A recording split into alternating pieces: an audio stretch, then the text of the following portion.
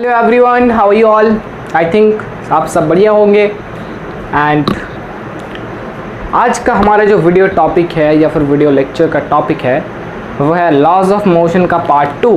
मैंने first part upload कर दिया है, न्यूटन्स लॉज ऑफ मोशन मतलब फर्स्ट लॉ ऑफ मोशन, और आज हम जानेंगे Newton second law of motion क्या है। चलो पहले फर्स्ट लेक्चर को रिकॉल कर देते हैं। First will recall the lecture, that is हमने पढ़ा था, कुछ प्रॉब्लम्स किए थे और पढ़ा था Newton's first law of motion and basically tells about inertia के बारे में। इनर्शिया क्या है, इनर्शिया का क्या प्रॉपर्टी है। इनर्शिया मैंने बोला inertia is the property of matter to contains it state. वो अपना स्टेट जल्दी से चेंज नहीं करने वाला एक प्रॉपर्टी है, एवरी मैटर में रहता है। ऐसे बातें हमने की थी। वी विल डू डेमोस्ट्रेशंस, हमने डेमोस्ट्रेशन भी की थी। और आज हम जो पढ़ेंगे वो होगा second law of motion. Second law of motion क्या है? Yes, we can know that there are three laws of motion given by Sir Isaac Newton. This is called Newtonian mechanics. और आज हम पढ़ेंगे Newton second law of motion. और क्या क्या पढ़ेंगे देख लेते हैं। चलो पहले पढ़ेंगे, ठीक है। तो चलो पहले हम पढ़ेंगे कि introduction of Newton second law of motion, introduction. Second पढ़ेंगे डेफिनेशन, फिर पढ़ेंगे F is equals to M A, F net is equals to M A. फिर प्रॉब्लम्स करेंगे जो आईआईटी जेई और नीट के लिए, और क्लास 11 तो है इंक्लूड ये फिलहाल। तो शुरू करते हैं हमारा लेक्चर इंट्रोडक्शन से। Introduction, what is the Newton second law of motion? Newton's second law of motion basically tells about force is directly proportional to the change in momentum। मतलब क्या है देखो, चेंज इन मोमेंटम। मोमेंटम क्या है पहले introduction दे दो। Momentum का introduction, momentum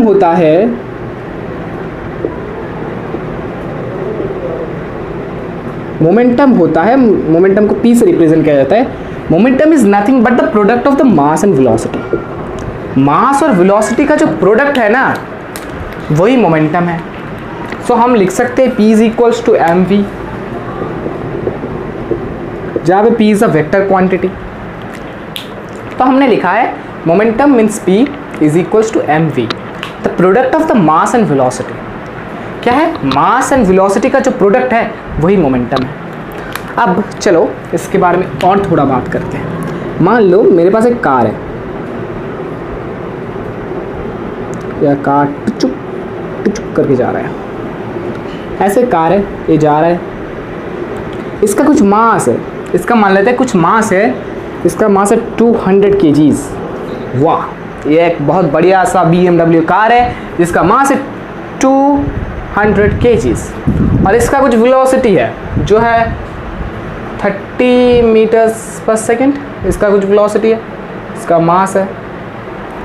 अब इसका मोमेंटम हमें कैसे पता चलेगा सर जी? यहाँ पे मोमेंटम का फॉर्मूला मैंने लिख के रखा है, P is equals to M V. बना वाला करके लिख देता हूँ। चलो P is equals to M V. इसका मोमेंटम हम कैसे कर सकते हैं? यहाँ पे question, find the momentum, P लिख देता हूँ। चलो फाइंड द मोमेंटम हम कैसे कर सकते हैं? P is equals to M V, value of m put कर देते हैं। वैल्यू ऑफ m क्या पुट करेंगे? 200 into value of the velocity that is 30। क्या हो जाएगा देखो, 6000। क्या है? यूनिट तो होगा ही ना एवरी चीज़ का, कोई भी चीज़ का हम यहाँ पे यूनिट बता सकते हैं। यहाँ पे कैसे हम यूनिट बताए? मास का यूनिट। यहाँ पे P is equals to M V लिखा है ना मैंने, तो मास का क्या यूनिट होगा? बोल सकते हो yes, everyone can no in CGS मास का यूनिट है kg। और वेलोसिटी का यूनिट क्या है? CGS मीटर्स पर सेकेंड। तो इसका यूनिट क्या बन जाएगा सर जी? kg मीटर्स पर सेकेंड। तो हम लिख सकते हैं kg मीटर्स पर सेकेंड। ये हो गया, ये बातें चली गई मोमेंटम की। अब बात करते हैं Newton second law of motion की। वो क्या बोलता है सर जी? न्यूटन बाबा जी क्या बोले थे? देखो Newton second law of motion basically tells about कि force is the rate of change of momentum, the rate of change of momentum is equals to applied force. क्या है, क्या है ये, क्या है, क्या दिख रहा है हमें? The rate of change of momentum is equals to the applied force. आप भी दिख रहे हो, मैं क्या दिख रहा हूं? The rate of change of momentum is equals to the applied force. हाँ, यस। मतलब देखो, ये जो कोई भी एक ऑब्जेक्ट को, यहाँ पे मान लो कोई भी एक ऑब्जेक्ट है जिसका मास है m और उसका वेलोसिटी है कुछ v, इनिशियल वेलोसिटी है u और उसका मास है m। इसके ऊपर अगर मैं फोर्स लगाता हूँ तो इसका वेलोसिटी क्या v हो जाएगा, और m अगर फोर्स लगाता हूँ, कोई भी ऑब्जेक्ट को मैं अगर फोर्स लगा सकता हूँ, फोर्स है ऐसा चीज़ है जो कोई भी ऑब्जेक्ट का स्टेट चेंज कर सकता है सर जी। अगर रेस्ट पे है तो मोशन में कर सकता है, मोशन में है तो रेस्ट पे कर सकता है। Force is the only cause to change in state, only cause नहीं, force is one of the causes to change in state. मतलब रेस्ट है मोशन, मोशन से रेस्ट हो कर सकता है सर जी, फोर्स अगर लगाओगे तो। चलो, ये बात तो हो गया। अब मैंने क्या लिखा है? तो rate of change of momentum is equals to applied force. ये भला क्या चीज़ है, मैंने बोल दिया है। द रेट वर्ड है, ये जो रेट वर्ड है, रेट मतलब है टाइम। कोई भी चीज़ को अगर हम टाइम के रिस्पेक्ट में देख रहे हैं तो हम बोलेंगे रेट ऑफ चेंज। मतलब क्या है? चेंज मतलब क्या है देखना पड़ेगा। चेंज मतलब है कोई भी चीज़ का फाइनल माइनस इनिशियल। मान लो बोला है चेंज इन वेलोसिटी, मतलब final velocity minus initial velocity. और अगर रेट, ये वर्ड आपने सुना होगा काइनेमैटिक्स में, the rate of change of velocity is known as acceleration. Velocity का चेंज हो रहा है, rate of change of velocity is known as acceleration. यहाँ पे भी the rate of change of momentum is equals to the applied force. कुछ समझ रहे हो? ओके, अब चलते हैं about the derivation of F is equals to ma। Derivation of Newton second law of motion everyone can no. यहाँ पे एक बहुत बड़ा सा इक्वेशन, बहुत फेमस इक्वेशन है, that is F is equals to ma। इसको अच्छे से अगर लिखोगे तो F वेक्टर मतलब फोर्स वेक्टर कौन देती है, तो F net is equals to ma। ठीक है, तो देखो इसको हमें डिराइव करना है। तो मैंने एक बात लिखा होगा, मैंने बात लिखी है कि the rate of change of momentum is equals to applied force. The rate of change of momentum is equals to applied force. तो हम क्या इसको डिराइव कर सकते हैं सर जी? यस, यही मेथड लगाओ और डिराइव कर डालो। F is equals to change in momentum by time. और हम कर सकते हैं चेंज इन मोमेंटम। मोमेंटम मतलब चेंज कोई भी चीज़ का, मैंने बोला है P final minus P initial by T। तो चलो देखते हैं, F is equals to P final minus P initial by time. मैंने लिखा है यहाँ पे the rate of change of momentum is equals to the applied force. So यहाँ पे हो सकता है क्या होगा, F is equals to P final minus P initial. अब यहाँ पे मान लो कोई भी एक ऑब्जेक्ट है जिसका मास है m और वो इनिशियल वेलोसिटी u से जा रहा है, मतलब u पे है। अब उसके ऊपर मैं फोर्स लगा रहा हूँ, ऐसे धड़ाके से ऐसे दम कर से फोर्स दे दिया। ओके, तो इसका जो वेलोसिटी है उसमें तो कुछ भी एक अंतर आएगा, उसका मास तो मास m रहेगा, मास m रहेगा और उसका वेलोसिटी क्या हो जाएगा, v हो जाएगा। तो इसलिए हमें पता है momentum p is equals to क्या होता है, मास इनटू वेलोसिटी होता है सर जी। तो हम क्या लिख सकते हैं, F is equals to final या फिर फाइनल इनिशियल मोमेंटम क्या है, क्या है m इंटू यू और फाइनल मोमेंटम क्या है m इंटू वी। बिकॉज इनिशियल वेलोसिटी को मैंने यहाँ पे u रखा है, तो हम लिख सकते हैं मोमेंटम की जगह एम वी मतलब final momentum minus M U जो कि है इनिशियल मोमेंटम बाई टाइम।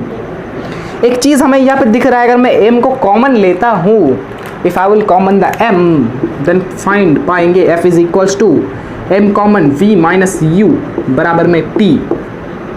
तो f इज इक्वल्स टू क्या होगा, देखो ये जो टर्म है ना ये बहुत ही जानी पहचानी टर्म है। सर जी ये क्या है, आप एवरीवन कैन नो बोलो। देखो पता है the rate of change of velocity क्या होता है, the rate of change of velocity, rate of change of velocity एकदम पता है होगा आपको, दैट इज एक्सेलरेशन। आप क्लास 9th में पढ़े हो इसको और काइनेमैटिक्स में भी पढ़े हो। काइनेमैटिक्स अगर नहीं वीडियो देखा तो मैं लिंक दे दूंगा डिस्क्रिप्शन पे, प्लीज़ देख लेना काइनेमैटिक्स का वीडियोस, बहुत बढ़िया से मैंने उसको समझाया है। काइनेमैटिक्स के सारे चीज़ें, प्रोजेक्टाइल मोशन, रेनमैन प्रॉब्लम, सारे चीज़ें कवर है, तो देख लो। The rate of change of velocity is known as acceleration. तो एक्सेलरेशन क्या होता है, rate of change of velocity मतलब v final minus v initial, और इसको मैं लिख सकता हूँ v minus u by t. तो ये एक्सेलरेशन का फॉर्मूला है। तो यहाँ पे क्या सेम चीज़ दिख रहा है, v minus u by t, तो क्या हम लिख सकते हैं m इंटू ए। तो हमारा क्या डिराइव्ड हो गया, f is equals to M A derived हो गया है। फोर्स वेक्टर क्वांटिटी, यहाँ पे वेक्टर एक्सेलरेशन वेक्टर, तो यहाँ पे ये क्या हमारा डिराइव्ड हो गया। अगर हमें फोर्स निकालने बोले और मास और एक्सेलरेशन दिया है, और अगर या फिर हमें एक्सेलरेशन निकालने बोले, अगर मान लो एक्सेलरेशन निकालने बोला तो हम क्या करेंगे एफ नेट बाई एम, ठीक है ओके।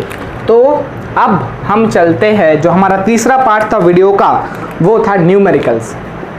इस पार्ट से सेकेंड लॉ ऑफ मोशन से एनएलएम से बहुत सारे प्रॉब्लम्स आते हैं, बहुत सारे प्रॉब्लम्स, एकदम बहुत सारे प्रॉब्लम्स, इसके बहुत सारे टाइप्स हैं। तो आज हम 3-4 टाइप्स करेंगे, जैसे डबल ब्लॉक का खेला खेलेंगे हम, ट्रिपल ब्लॉक प्रॉब्लम करेंगे, प्रॉब्लम बेस्ड ऑन टेंशन करेंगे, और पुलिस सिस्टम का थोड़ा बहुत इंट्रोडक्शन कराएंगे आपके साथ कि पुलिस सिस्टम क्या होता है। तो यहाँ पे हम क्या करेंगे, नॉर्मल फोर्स निकालेंगे। पहले ये डबल ब्लॉक का खेला खेल रहे हैं हम, देखो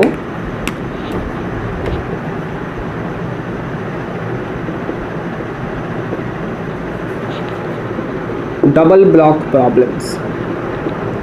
प्रॉब्लम्स की जगह खेला लिख देते हैं।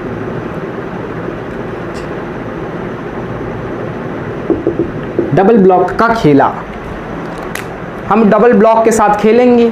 यस देखो क्या होता है, इस टाइप ऑफ न्यूमेरिकल्स के अंदर हमें दिया होता है एक ब्लॉक है और इसके साथ दूसरा एक ब्लॉक है कनेक्टेड। दोनों ब्लॉक अगर कनेक्टेड है तो वहाँ पे एक फोर्स लगेगा दोनों के ब्लॉक के बीच में, that is normal reaction force. और हमें मास दिया होगा, मान लो ये 2 kg है, ये 3 kg है, और यहाँ से एक फोर्स लग रहा है दैट इज 20 न्यूटन। अब हमें निकालने बोलेगा that find acceleration and normal reaction force. निकालने बोलेगा एक्सीलरेशन और नॉर्मल रिएक्शन फोर्स। हम कैसे निकालेंगे, देखो पहले हम निकालेंगे एक्सीलरेशन। अगर मैं इन दोनों बॉडी को कंबाइन मान लेता हूँ तो टोटल मास, एक्सीलरेशन यहाँ पे हमें पता है F net is equals to M A होता है, पता है सबको। हाँ तो अगर एक्सीलरेशन बोले ए इज इक्वल्स टू, तो एफ नेट बराबर में एम होता है ना, वो एम क्या F net by the total mass होता है, मास होता है। तो देख लो यहाँ पे क्या होगा, acceleration is equals to F net by total mass.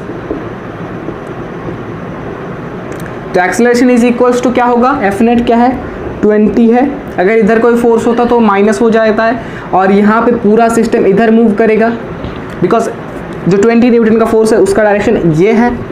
तो और टोटल जो मास है वो 5, तो एक्सेलरेशन क्या होगा 4 मीटर्स पर सेकेंड स्क्वायर।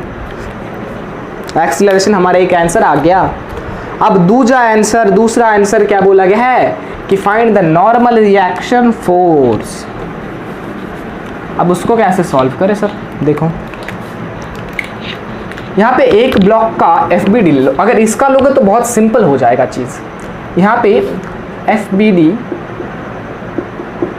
ऑफ 3 kg का ब्लॉक, FBD का ऊपर वीडियो आएगा, कोई डरने की बात नहीं है, उसके ऊपर भी वीडियो आएगा।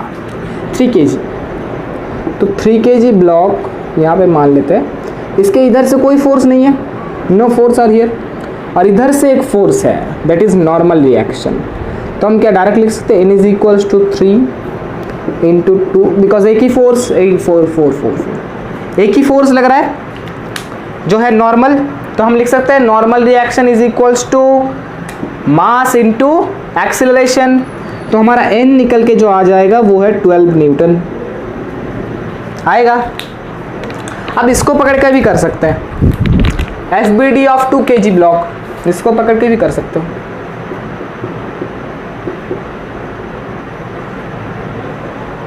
टू kg का ब्लॉक लिया आपने, इधर फोर्स है नॉर्मल का और इधर फोर्स है 20 न्यूटन। पूरा सिस्टम इधर एक्सेलरेट होगा बिकॉज फोर्स का डायरेक्शन इधर है, बिकॉज ऐसे खींच रहा है। चलो तो 20 न्यूटन, तो यहाँ पे 20 ज़्यादा होगा, 20 minus N is equals to 2 into 4, मतलब दैट इज़ 8। तो यहाँ पे भी हमें दिख रहा है N is equals to 12 newton. आप इसको कैलकुलेट करोगे तो N is equals to 12 newton ही आएगा। तो यहाँ पे हमें क्या क्वेश्चन में पूछा गया है, फिर आप अगर आप बोर्ड एग्जामिनेशन क्लास 11th में हो तो आप लिखना कि the value of acceleration is equals to 4 metres पर second square and normal reaction is 12 newton. अगर आप जेई वाले हो या फिर नीट वाले हो तो आप इसको कैसे दिमाग से कर लो, विदाउट पेन और पेपर लेके आप क्या नहीं, पेन और पेपर नहीं लेके आप इसको कैसे कर सकते हो। देखो 2 kg का ब्लॉक, 3 kg का ब्लॉक, दोनों का कंबाइन मान लो कितने हो जाएंगे, 2 + 3 5। बाहर कौन सा फोर्स है 20 न्यूटन, तो 20 बाई डिवाइडेड बाई 5 क्या होगा 4। एक्सेलरेशन दिमाग में आ गया 4 मीटर्स पर सेकेंड। अब अगर पूछेगा नॉर्मल रिएक्शन फोर्स तो आप यहाँ पे इसको डायरेक्ट पकड़ लेना, चाहे जिसके ऊपर यहाँ से कोई फोर्स नहीं इसको पकड़ लेना, तो सिंपल हो जाएगा चीज़। 3 तब आप डायरेक्ट लिख सकते हो N इज इक्वल्स टू, तब आप direct N is equals to कर सकते हो, N is equals to 3 into 4, acceleration मिला 4 12 मिनट, डायरेक्ट आंसर आ जाएगा। ठीक है, दिस इज फॉर जेई वाले। और अगर क्लास 11th वाले हो तो आपको ये करना पड़ेगा। आप एक का भी कर सकते हो, अगर 3 kg का लिए 3 kg का एनफ, अगर आप 2 kg का लिए 2 kg एनफ, दोनों करने की ज़रूरत नहीं है अगर नहीं बोला गया है। अगर बोला गया है कि हाँ 2 kg का भी आप दिखाओ और 3 kg का भी दिखाओ, ऐसे करके एक ही होगा बिकॉज नॉर्मल रिएक्शन फोर्स यहाँ पे एक ही है, तो अब एक ही दिखाना। ठीक है, चलो आप डबल ब्लॉक के खेले में same pattern, normal reaction 3 block रख देते हैं। चलो N2 और N1 फाइंड करते हैं, डबल ब्लॉक नहीं, ये ट्रिपल ब्लॉक जा रहा हूँ मैं, लेकिन पैटर्न से मैं नॉर्मली फाइंड करना है, नॉर्मल रिएक्शन में फाइंड करना है। तो ट्रिपल कर देता हूँ, ट्रिपल ब्लॉक का खेला। अभी डबल में फिर वापस आएंगे, ट्रिपल कर लेते हैं बिकॉज पैटर्न एक है, तीनों ब्लॉक रहेंगे।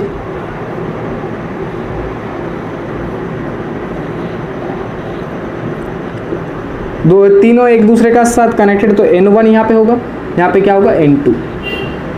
ये 2 kg का है, ये 4 kg का है और ये 6 kg का है। इधर से फोर्स लग रहा है 24 न्यूटन का, ऐसा। तो पूरा सिस्टम मूव करेगा इन दिस डायरेक्शन। तो हमें निकालने बोला है कि the find the acceleration and the normal N1 and N2। बोला गया है फाइंड N1 and n2 and acceleration. Acceleration तो ऐसे भी निकालना ही पड़ेगा। चलो तो इसको करते हैं, देखो कैसे करेंगे। एक्सीलरेशन कंबाइन मान लेते हैं, 6 + 4 + 2 12, 12 डिवाइडेड बाई 24 न्यूटन क्या होगा 2 मीटर्स पर सेकेंड। इसको आप कर लेना है, एक्सीलरेशन 2 मीटर्स पर सेकेंड स्क्वायर होगा। इसको कर लेना है, कोई बड़ी बात नहीं है, सिंपल बात है। तीनों बॉडी को मैंने कंबाइन मान लिया है और टोटल मास क्या हो गया, टोटल मास होगा 6 + 6 है, 6 + 4 + 2 मतलब 12 हो गए, 6 + 4 10, 10 2 12, 12 डिवाइडेड बाई 24 डिवाइडेड बाई 12 होगा 2 मीटर्स पर सेकेंड स्क्वायर। ये आप कर लेना, ठीक है, मैं दोहराने की ज़रूरत नहीं है। अब नॉर्मल n1 और n2 को फाइंड करना है। कैसे करेंगे, देखो यहाँ पे हम 2 kg का FBD लेते हैं, 2 kg का FBD ऑफ ब्लॉक 2 kg। तो 2 kg का ब्लॉक है ये, यस और नो है। इधर की डायरेक्शन फोर्स है नॉर्मल n1 और इधर है 20 न्यूटन। तो 20 newton is greater because whole system move in this direction, तो 20 ग्रेटर होगा ही होगा। तो 20 हमारा ग्रेटर है, तो हम क्या लिख सकते हैं 20 - n1 is equals to mass means 2 into acceleration मिला 2, 2 × 2 4, 4। तो 20 - n1 is equals to 4। So n1 is equals to -n1 होगा, -n1 इज इक्वल्स टू -16। तो n1 is equals to 16 Newton.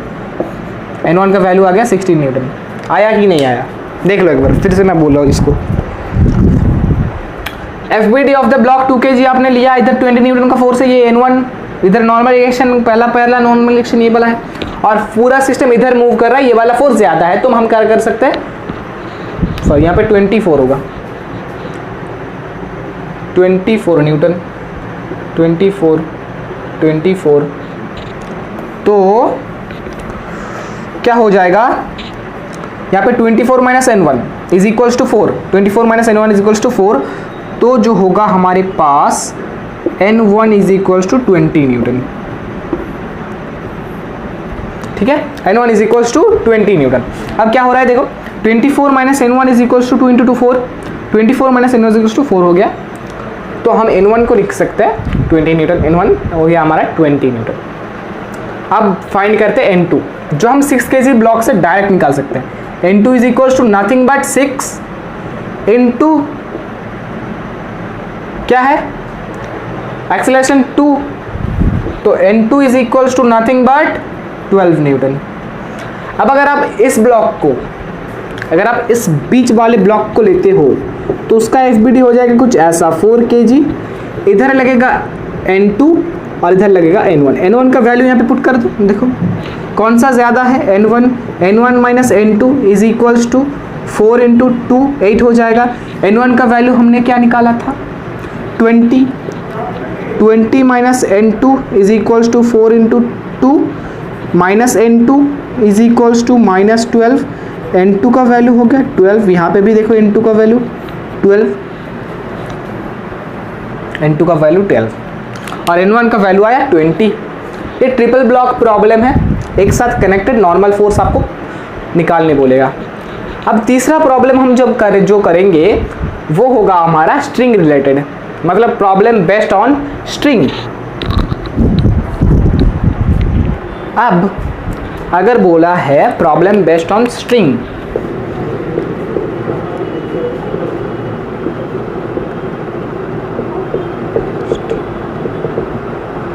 String problems मतलब वहाँ पे हमें क्या फाइंड करना है, टेंशन। यस, फर्स्ट लेक्चर में हमने टेंशन के बारे में बात की थी। ये वाला इसके बीच में जो रस्सी के बीच में जो फोर्स लगेगा, देखो देख लो एक बार, यहाँ पे मैंने एक ब्लॉक को ऐसे यहाँ पे इससे बांध रखा है और इस फोर्स यहाँ पे जो फोर्स जनरेट होगा इस रस्सी पे स्ट्रिंग पे, वही क्या है नॉर्मल स्ट्रिंग वाला फोर्स मतलब टेंशन है। चलो तो यहाँ पे कैसे प्रॉब्लम्स हो सकते हैं, ऐसा एक ब्लॉक है और इसका दूसरा ब्लॉक है connected with each other with a string और कुछ नहीं होगा, यहाँ पे टेंशन बस और कुछ नहीं। इधर से एक फोर्स ले लेगा 12 न्यूटन और ये 2 kg ब्लॉक और ये 4 kg ब्लॉक, पूरा सिस्टम इधर मूव करेगा। तो हमें क्या फाइंड करना है, acceleration, find the acceleration. And tension. ठीक है, तो हम इसको कैसे फाइंड कर सकते हैं, देखो देख लो यहाँ पे आगे पहले एक्सीलरेशन दोनों बॉडी को कंबाइन मान लेते हैं। अगर कंबाइन मान लिया दोनों मास 6/12/6 मतलब A is equals to F net divided by total mass. तो A is equals to F net कितना हुआ 12 डिवाइडेड बाय 6 मीन्स 2 मीटर्स पर सेकेंड स्क्वायर हो गया। एक्सीलरेशन हमारे पास चला आया। अब देखते हैं, चलो tension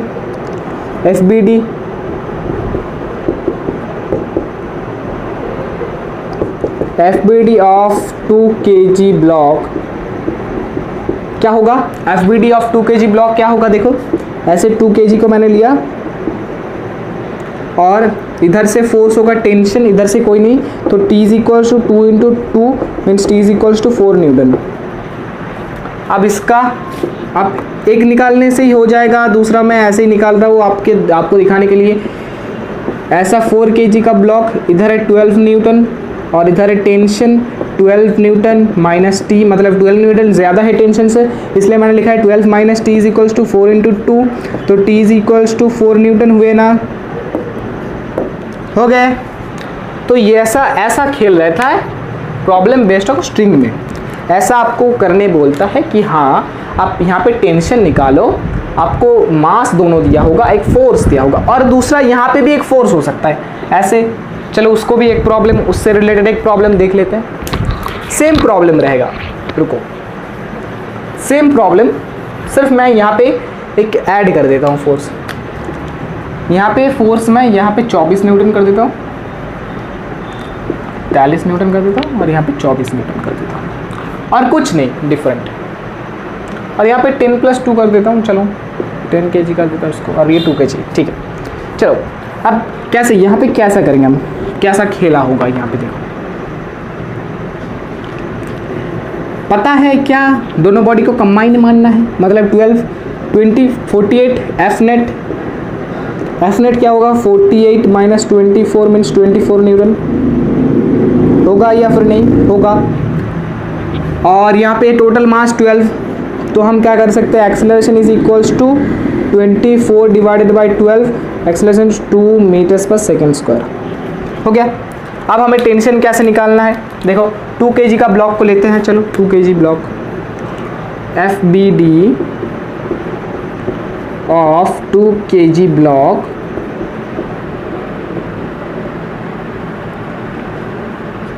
FBD of 2 kg block, तो क्या होगा देखो यहाँ पे 2 kg, यहाँ पे फोर्स कौन सा है 24 न्यूटन, यहाँ पे कौन सा फोर्स है T, तो हम क्या यहाँ पे कौन सा फोर्स ज़्यादा है 48 वाला, तो एक्सेलरेशन इधर होगा, तो हम क्या लिख सकते हैं T minus 24 is equal to 2 into 2 लिख सकते हैं, then T is equal to 28 newton हो जाएगा। और अगर इसको पकड़ो तो FBD ऑफ 10 kg ब्लॉक क्या होगा देखो 10 kg, यहाँ पे 48, यहाँ पे टेंशन, तो 48 minus T is equals to 10 into 2, then minus T is equals to minus 28, तो हम लिख सकते हैं T is equals to 28 newton. ये तो टी कैंसिल तो हो गया, T is equals to 28 newton, यहाँ पे भी टी इज इक्वल्स टू, ऐसे प्रॉब्लम्स होते हैं। अब अगर टेंशन T1 T2 फाइंड करने बोले, मतलब यहाँ पे टेंशन के यहाँ पे और एक ब्लॉक आ जाए, चलो उसको भी यहाँ पे करते हैं। चलो फिर उसके बाद पुली का थोड़ा इंट्रोडक्शन करा के आज का वीडियो कंप्लीट हो जाएगा। फिर नेक्स्ट वीडियो में हम पुली के रिलेटेड एकदम बढ़िया एकदम अच्छे प्रॉब्लम्स करेंगे। चलो देखो क्या है, ऐसा ब्लॉक है जिसका मास है m नहीं छोड़ो वैल्यू लेते हैं 2 kg 4 kg एंड 6 kg, तीनों बंधे हुए हैं। यहाँ से एक देखो, एक चीज़ स्ट्रिंग के लिए आप एक चीज़ याद कर लेना, कि टेंशन एट, अगर स्ट्रिंग सेम है, अगर एक स्ट्रिंग सेम है तो टेंशन एट ईच पॉइंट क्या होगा, सेम होगा। एवरी पॉइंट पे टेंशन सेम होगा। अगर एक स्ट्रिंग है तो यहाँ पे जो टेंशन T, यहाँ पे T1 और यहाँ पे T2। फोर्स इधर लग रहा है 48 न्यूटन का, इधर लग रहा है 24 न्यूटन का। चलो आप इसको कर सकते हो। आई थिंक कुछ नहीं है, सिर्फ कंबाइन मान लेते हैं। चलो कितना कराऊँ सर, देखो कंबाइन मान लो। अब पहले खुद करो फिर मैं ही करता हूँ। वीडियो को पॉज करो फिर करो। क्या क्या फाइंड करना है? फाइंड करना है T1 एंड T2, ये फाइंड करना है और कुछ नहीं फाइंड करना है। एक्सीलरेशन क्या फाइंड हो जाएगा ऑटोमेटिकली, ऐसे मुंह से कर सकते हो। 24 होगा, देखो एफ नेट क्या होगा, 24 होगा, 2 मीटर्स पर सेकंड स्क्वायर एक्सीलरेशन होगा। इसको करने की कोई ज़रूरत नहीं है। चलो एक्सीलरेशन मैं भी नहीं कर रहा, तो डायरेक्ट हम T1 कैसे निकाल सकते हैं? देखो FBD ऑफ 2 kg ब्लॉक ले लो, FBD of 2 kg block, FBD of 2 kg block. एक सेकंड, वीडियो लेंदी हो रहा है बहुत ज़्यादा। तो FBD of 2 kg block means यहाँ पे लिखो FB 2 kg, यहाँ पे T1 लगेगा, यहाँ पे 24 न्यूटन। कौन सा ज़्यादा है? तो बॉडी पूरा ना इधर मूव करके 48 न्यूटन ज़्यादा है 24 से सर जी। तो हम कैसे निकाल सकते हैं? T1 ज़्यादा है, T1 minus 24 is equals to 2 into 2, तो T1 is equals to 28 Newton है। T2 को कैसे निकाल सकते हैं? देखो T2 को निकालने के लिए हमें ये इसको भी हम ऐसे भी T2 निकाल सकते हैं, जैसे 4 kg, इधर है वैल्यू ऑफ T1, इधर लिख रहा है T1। तो हम क्या कर सकते हैं? देखो कौन सा ज़्यादा है? T2 minus T1 is equals to क्या हो जाएगा आपके पास? T2 minus T1 is equals to 4 into 2, तो T2 माइनस T1 का वैल्यू क्या है? देखो T1 का वैल्यू पुट कर दो, 28 इज इक्वल्स टू 8, तो T2 is equals to 36 Newton. अब इसको भी पकड़ के कर सकते हो 6 kg को, 6 kg FBD of 6 kg block, FBD of 6 kg, तो ये होगा 6 kg। यहाँ पे 48 न्यूटन लग रहा है, यहाँ पे T2 48 ज़्यादा है, 40 minus T2 is equals to 6 into 2, तो minus T2 is equals to 30 minus 36, T2 is equals to 36 newton. T2 का वैल्यू 32, T1 का वैल्यू 28। तो लिख सकते हो आप कि द वैल्यूज ऑफ, लिख देता हूँ रुको, द वैल्यू ऑफ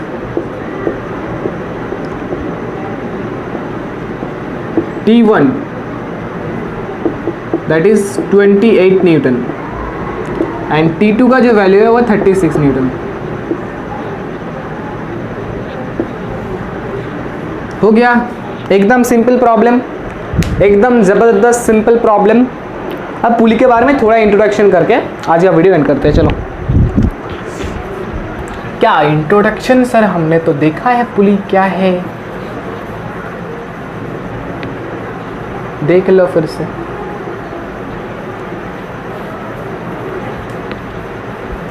जितने भी न्यू क्लास 11th के स्टूडेंट्स हैं उनको बता दो कि ये क्लास 11th के लिए भी है। चलो, ऐसा चीज़ आपने देखा है कभी? ये ऐसा ये पुली होता है साहब, जैसे कुएं में पानी उठाने के लिए यूज़ होता है ये वाला पुली। चलो, इधर से एक ब्लॉक लटकेगा ऐसे करके, इधर से एक ब्लॉक लटकेगा,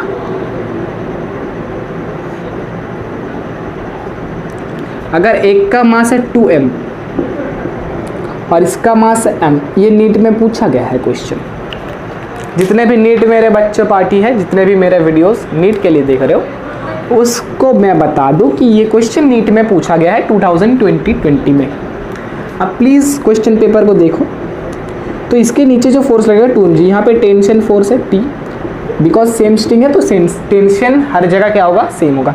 इसके नीचे 2mg लग रहा है, इसके नीचे mg लग रहा है। ये ब्लॉक ऐसे एक्सीलरेटेड होगा नीचे बिकॉज इसका मास ज़्यादा है, और ये ऊपर जाएगा। ठीक है, तो ऐसे नमेगा, ऐसे नीचे वाला ब्लॉक ऊपर उठेगा और ऊपर वाला ब्लॉक नीचे नमेगा। ठीक है, तो इक्वेशन बनाते हैं। चलो तो पहले इसका इक्वेशन 2mg ज़्यादा है t से, t is equals to 2ma। Equation number 1 दे दो, इक्वेशन नंबर 2 अलग पेन से करते हैं। चलो यहाँ पे होगा mg, सॉरी यहाँ पे t ज़्यादा है तो t minus mg is equals to ma। दूसरा इक्वेशन आप दोनों को कैलकुलेशन कर लो, t से t कैंसिल मर जाएगा, यहाँ पे बचेगा mg is equals to ma, mm cancel, g is equals to a। हमें बोला गया था फाइंड द एक्सेलरेशन,